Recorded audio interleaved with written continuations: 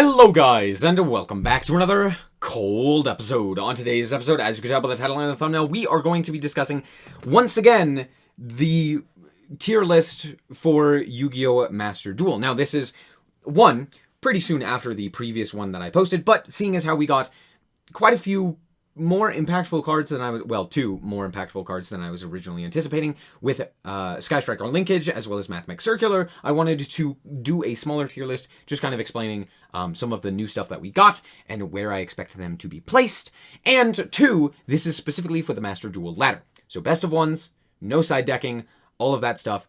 Playing against a wide variety, just kind of what is going to help you climb the best and what is going to perform the best. So let us quickly dive in. Obviously, we're always starting off with ABC. ABC is pretty decent. The Therions are pretty good. ABC has a pretty good matchup overall. I'm going to put them at like the bottom of tier 2. I think that they are okay, but they do have a lot of flaws. The Therions do help quite significantly. Basically, any ABC name gets you into at least an Omni Negate if you have a Therion, which is pretty good, which is much better than what they were previously doing. And overall, I still think the deck has quite some potential, even without the Therions. But yeah, with the Therions actually thrown in there, they're much better. Next up, we have Branded, the best deck. I'm not even going to talk about it. This is the best deck by far for Master Duel, and if you think otherwise, that is just... okay, not by far. Sword Soul also exists, which is like right there. It's 1 and 2, very close. And then everything else is like a tier below. Not quite that bad, but it's quite significant. This is Branded Predaplant, which is fine. It's the weaker version of Branded Despia. But if we're just talking like, yeah, it's just slightly weaker. Mostly due to consistency. It's not as consistent. I think it has higher highs, which is very cool. If you like decks that have a little bit less consistency, but are able to put up more disruption and more to actually do, like having a Dragostapelia pretty consistently is very nice. But I do think that overall it's just a little bit more inconsistent. So we're going to put it in tier 1.5. The branded stuff really just throws it over the edge. Next up, we have Pendulum. Pendulum is very strong. It has pretty solid, like unbreakable boards sometimes, but the biggest issue is that now without the FTK, they can't just auto win a lot of matchups where it's just like, oh, they have full combo and your opponent doesn't have any interruption, let me just FTK you. Now they actually have to play the game, which means that it is significantly weaker. Well, it's weaker than it was previously. It's still very strong, and you can still end on a lot of very strong boards. Next up, we have Salad. Salad I'm going to put... yeah, we're going to put it in tier 2. Salad's really good. It's just strong. It's a good, competent strategy that has a lot going for it. Mostly the fact that you are able to end pretty consistently on things like Baguska or Heat Soul, and then a bunch of hand traps and or something like a Rage or a Roar, which is also very strong. It does have a bit of a problem with Maxi, but as does basically every deck ever in existence, because Maxi is a problem. But all in all, still a good deck. Next up, we have the newest addition to the top tiers, Mathpack. Mathpack is really strong. It's not as good as a lot of people are saying. It's not the best deck, not by a long shot, and it's not even the third best deck, I would dare say. It is still very good and a great addition to the meta. It's diverse, it's interesting. It basically has the Tri-Brigade Revolt effect, except slightly worse. It does give you more interaction, though, if it does resolve, but it's so much easier to disrupt because... basically, if you have any interaction for the graveyard, which a lot of people can now just tech in, because it also hurts a bunch of other decks, you just kind of die. So there's that. Your end boards are pretty lackluster besides Super Factorial, so that's probably the biggest issue. Next up, we have, I believe this is Dino Morphe. Dino Morphe is Rogue. If you're able to actually resolve Rexstrom and stuff like that, it is a nice floodgate. But because you put yourself so low on life points, you have to be very, very cautious of just like a random Hayate or a random like direct attacker. You have to make sure that you have battle protection from that. On top of that, you also have to be able to like prevent yourself from being burned by something like Sword Soul going for a long one and stuff like that. So there are so many different things that just could randomly go wrong, specifically in a best of one format where you don't know what your opponent's playing, that this becomes a lot worse. It's not bad, but it's not crazy. It's probably top of Rogue. Dragon Link. Dragon Link is, I mean, it's still crazy. Dragon Link does so much with so little. Borderland is absolutely insane. Being able to just like wipe an opponent's field if you need to.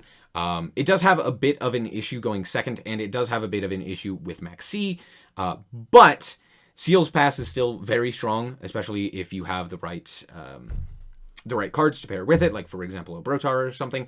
Levianeer being able to rip a card out of your opponent's hand while also then potentially going for something like a zombie vampire is absolutely insane. And yeah, just overall very strong. Drytron is probably a bit slept on. This deck is still very, very good. Being able to just set an infinite negate board is kind of powerful, especially in best of ones. There you go. Skystriker is it's not out of Rogue. I'm sorry. The big thing that made Skystriker so good, specifically in the tier Splight matchup, or in the tier Splight meta, was the fact that Bestials existed, meaning that its going second strategy was heavily boosted by these powerful, high attack, high recursive monsters. Druid Swarm was a great way to deal with problematic monsters. Magnamut was just big and able to consistently keep you up on tempo. And as a control strategy that wants to go second, you really do need as much tempo as you can get. Yes, linkage is great, but it doesn't do enough for a best of one format. However, going second does help significantly with the deck, and being able to now OTK if you do happen to draw a Ray and a linkage, which is all that you need, is pretty nice. But even with all of that being said, there is a lot that it does falter from, and there's a lot that it just like hard loses to, especially like just most of this stuff above it.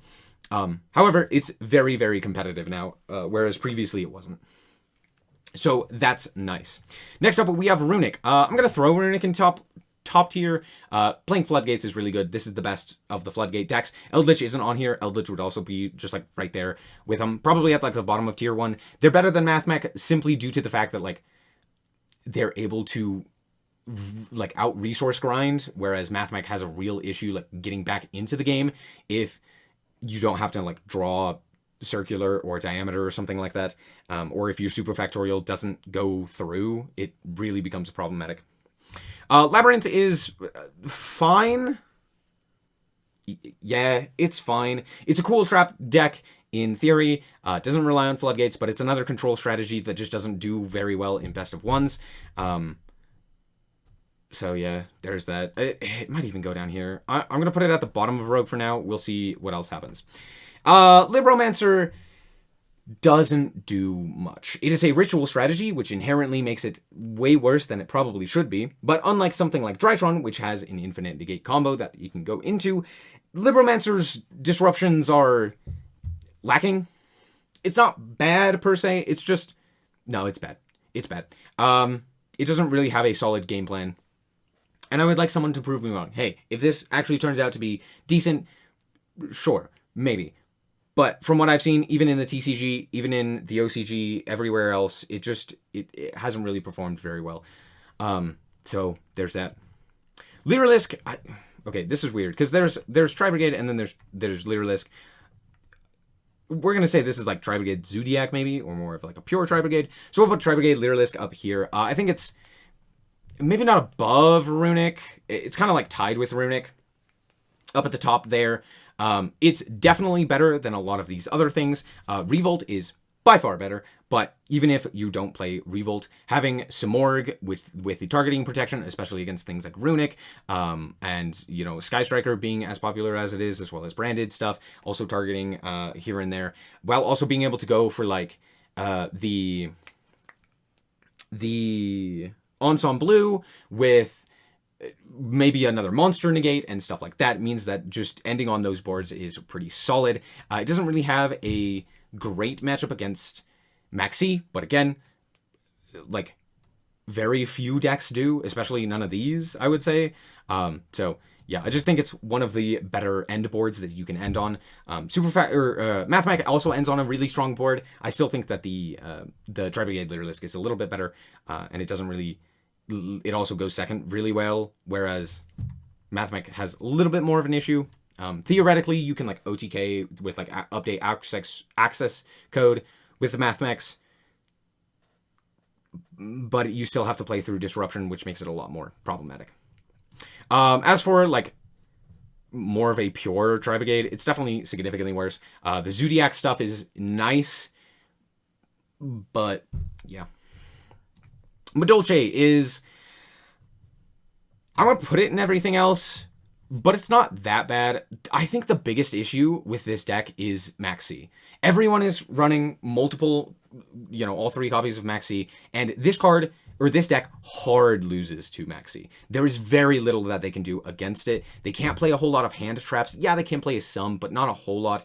And because of that, it just really does falter. Without Max C, like, this deck's pretty decent, but because of that card, yeah. Sword Soul, as I mentioned earlier, is probably the second or tied for first best deck in the current format. Sword Soul being able to go for Protoss is absolutely insane, even in best of ones, because you can actually just call like Dark or something like that, and then if the Protoss sticks around, you can just deal with your opponent's board. And going second, this deck is absolutely insane. It's probably one of the best going second decks in the format, because not only can it actually break boards very efficiently, it also does it while setting up its own combos. Meaning that even if you don't end up OTKing your opponent, you still have plays that you can make. Meaning if your opponent doesn't die, you probably have put yourself in a winning position 9 times out of 10. Right? Which makes it very, very strong. And it's one of the reasons why I would highly suggest playing this if you are having trouble with climbing. It's just one of the best decks, along with the branded, for climbing. Best of ones, just make it a dream. Next up, we have Flunder. Flunder is absolutely insane. We're going to put it at the top of tier 1.5. I think it's very, very strong. I wouldn't put it in the same tier as a lot of these other ones, but it's still very, very strong. Being able to, like, flip all of your opponent's cards face down, while also being able to summon your Apex Avian on the opponent's turn is insane. And then also having access to something like a Mega Ryza on the opponent's turn is also pretty good. The biggest problem with it is that it's a little bit bricky. It's not that bricky, in all honesty. There are so many draw cards that we have available to us that it really isn't all that inconsistent. You can even play Jack in the Hand or the likes. But yeah, this deck is still very strong, even without the barrier statue. M-Pen is a house and a half. It's just a very good card. And yeah, just lots of decks can beat it, but it can beat just about any deck, and it can also go second very efficiently. Playing Dimension Shifter really helps. Hey, Mathemax need cards specifically to go to the graveyard? Well, it'd be a shame if I were to Dimension Shifter that. Prank Kids are still good. They can still end on a Battle Butler. They can still end... I'm going to put them below Skystriker. They're still good. They still have a lot of plays available to them with just like Battle Butler in general. You can still play the adventure stuff. You can still play DPE. Yes, it's a little bit more inconsistent, and that's the biggest thing pulling it down is its consistency. But one Prank Kid kind of does full combo, which is more than enough in this day and age. The biggest issue, though, is not drawing your bricks while also still being able to draw Disruption. Therions are fine. The biggest problem that I have with Therions is that most of the time they're splashed in a whole bunch of other decks. They don't really play by themselves, and when they do, they're not very good. But Therions, similar to Adventure, is a decent archetype, so I'm going to rate them as I would something like the Adventure Engine, where, yes, the deck itself isn't very good, but the Therions are very good for a lot of different decks. Anything that wants to play a machine, anything that wants to play a plant is going to have a great boost due to the Therions. So I'm going to put them at the top of tier 2. They're certainly no Adventure Engine, but they're still incredibly strong. Adamancipator is still one of the best decks by far. Block Dragon barely touched the deck. They still have access to grass, and they are still able to play quite efficiently through through a lot. I'm gonna put them here. I don't think they're quite as close to these two. They're definitely not better than Runic. They're probably better than Tri-Brigade, all things considered, but maybe not. Yeah, just Adamancipator's still crazy. Their end boards are insane. They just get like auto wins basically if they resolve grass. Block Dragon is a house. If you top deck Block Dragon, you just win, right? Sometimes. So there's that.